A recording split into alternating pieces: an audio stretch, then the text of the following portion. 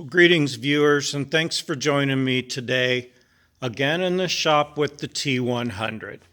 It's got a few parts missing. I put those IFS lockout hubs on the front. Some few things are changing on this. I talked about the first episode of it, building a truck on the cheap, and said that I have like no money in this. I'm going to do something different on my little YouTube station that I haven't done before really, and kind of journal this for you as I go along. I'm not going to call it the T100 project or Project T100 Resurrection or something silly. I feel like it should, but I just don't want to because I don't want to. But I wanted to go over how to find a diamond in the rough, how to get a truck for free, basically, and how to fix it up for next to nothing. This T100 is kind of rough, but not terrible. I don't know how far you followed along on my green 3rd gen, and I did a bunch to it before I even started doing my YouTube channel. But that truck, I salvage Toyota 4-wheel drives. There's always a link in the description to my Facebook page that if you have body on frame Toyota 4-wheel drives, I scrap those. I was able to find this because I search the ads daily. This takes work. It isn't easy to rebuild a truck, resurrect it, whatever you want to call it, on the super cheap. But if you apply yourself and you're a maniac about automobiles and my Toyota aficionado, you might say. It's my passion, that's for sure. But anyway, I get off track and ramble a lot. But what I did with this truck, I got all the parts to fix it. Let me grab the keys.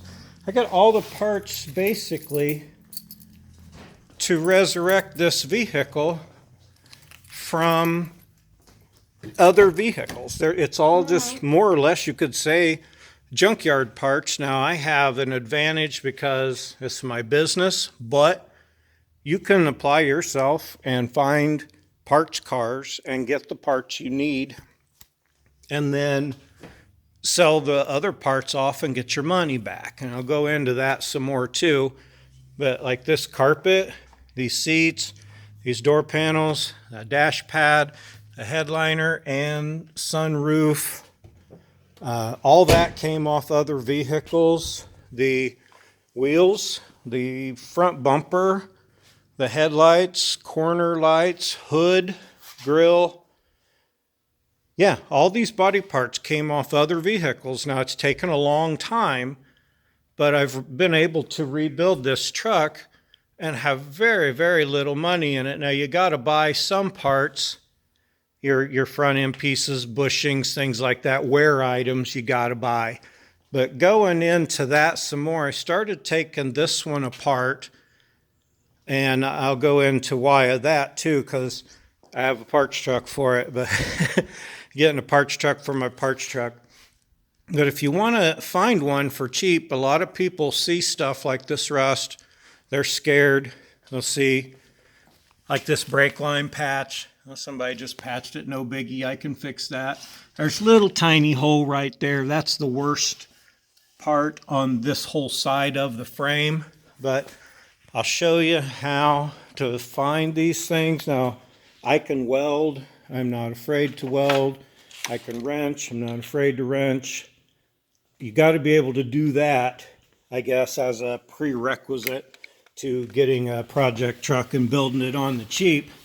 But you can't be afraid of things, and you got to know how to dig for things. So like on the frame, you can't just look at it and blow the dust off. You got to get under there with something sharp and scrape it and poke. And like that, that's a hole, but I'm not afraid of that. That's a hole.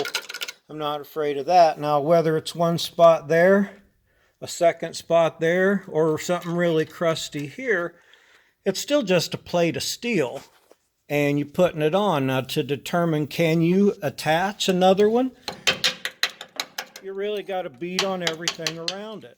That's got rust right here, but this is solid. Underneath of there, through that hole. That's solid. I got a lot of nice solid stuff up here. You can beat on it hard. You can tell the density by how hard you slam on it, but get you something sharp. You got to know the truth. Some people might look at that and go, holy shit, look, that's terrible. But when things set like this did, the paint surface oxidation and stuff will flake. That looks terrible, all pitted, but if you get under there with the wire brush or even your scraper and scrape, sets nice and solid. You can tell by beating on it. That's how you can tell. So if you're not afraid to fix a little rough spot, then, you know, we're golden here. On the inside, look at that. You can tell by the paint still on it, it's good. But I've gone under here and I beat all up and down on the frame. The only bad spots here are right here in the back. I wish it was just a little spot like the other side, but I'm not afraid to fix that. You shouldn't be. If you can weld and cut, you can cut a piece of metal just like the one you're removing, patch under it, weld this brace back in.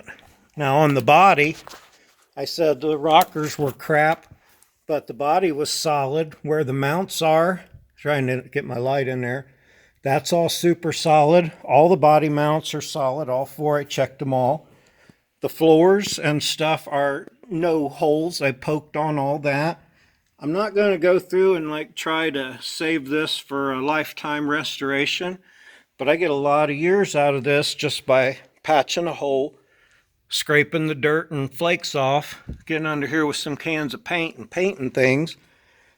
It'll last a long time, and the body can rust off as long as the frame and stuff is good. So anyway, on too long, trying to help you out here.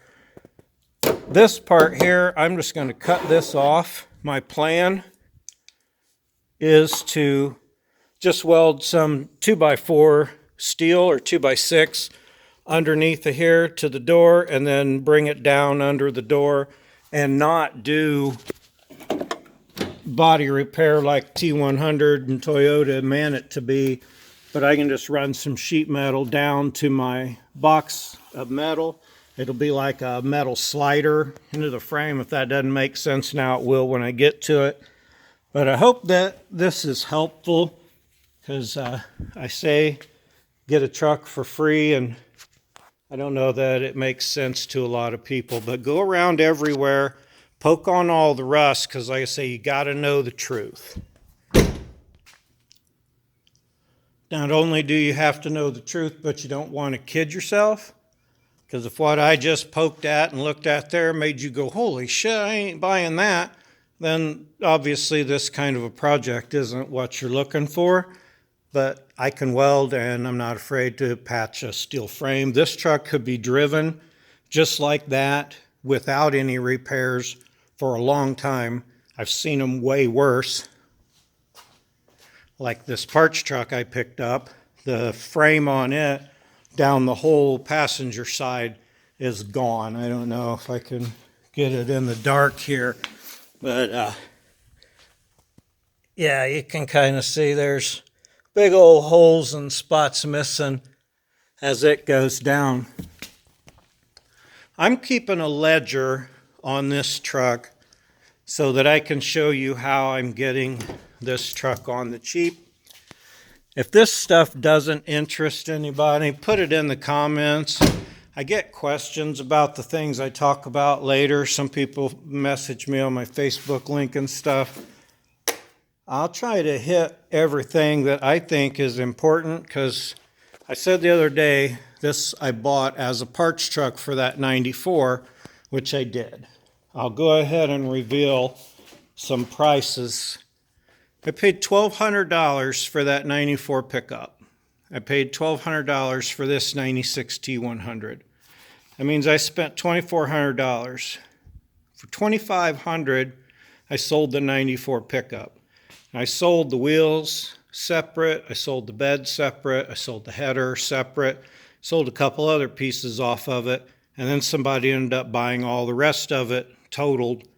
I got $2,500 out of that truck. So that puts me $100 ahead, plus a free T100.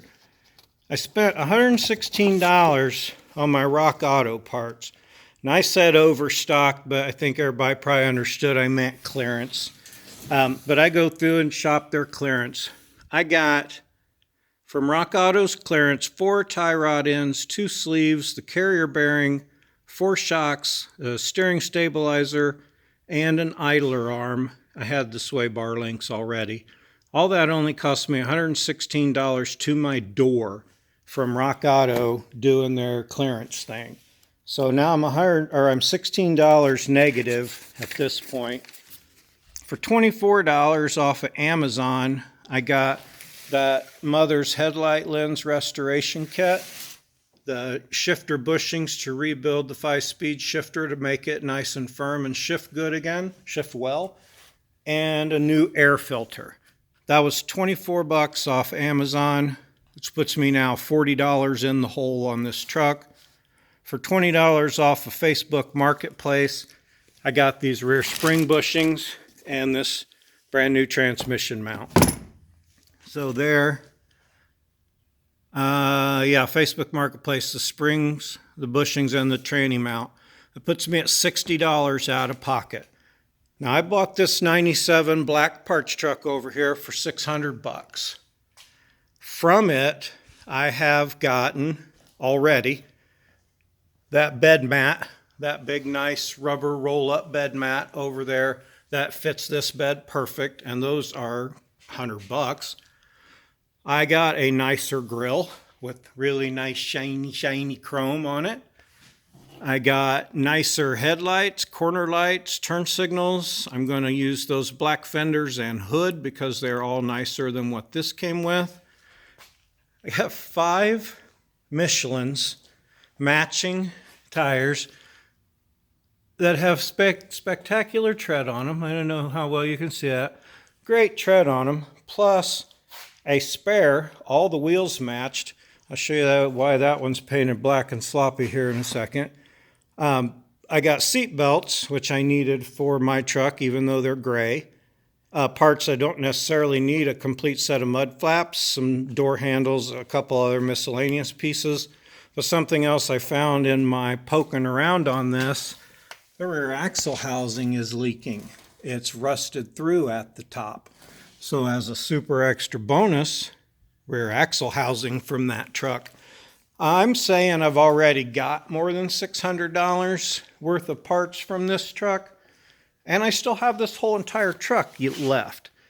I plan to take this green parts that were off of my truck, put them back on here when I'm done with everything I need, put my leaky rear end with a welded patch on it back in this one, and basically put this truck all back together, runs and drives as it is right now.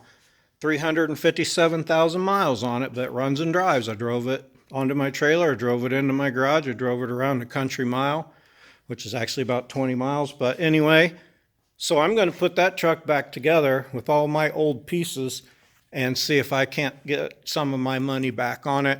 And that's how I'm building my truck for free. Now, I already showed in another video how to put these hubs on.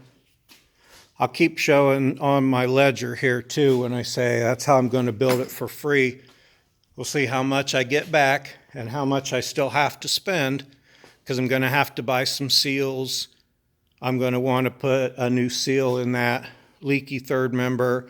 There's going to be some more money I'm going to have to spend, but I'm going to see how much I can get out of this, either parting it out or selling it whole. We'll see how it all turns out. And if everybody thinks this is kind of a BS idea to go over this and explain, I mean, this is like the biggest rundown as I go. I can tell you, hey, these are parts already bought, or this is new money spent, or a new problem found. Checked all the lights on the truck. Everything works. Like I said, I did fix the mass airflow and drive this around. It runs and drives just fine. At 200,000 miles, it's really got a lot of life left in it. So comment and tell me, or I'll know by the lack of views or likes or whatever, But if y'all think this is a dumb idea, then just say so. I'm just trying to help. That's kind of the whole idea of my channel, is just to try to help. And with my business, I like to see people keep their vehicles going, so you can get parts for third gens and T100s and stuff from me. The link is in the description. This is something I saw on the internet, somebody else doing. They needed to paint a wheel, and they just took a bunch of playing cards and stuck them around the wheel, and it's super easy. It's way easier than taping. You can use them over and over again, and it actually works. It wasn't even discussed on the video I was watching. I caught it in the background of a video I was watching somebody else doing stuff. Now, this is a really crappy paint job on this wheel, and I'll tell you why.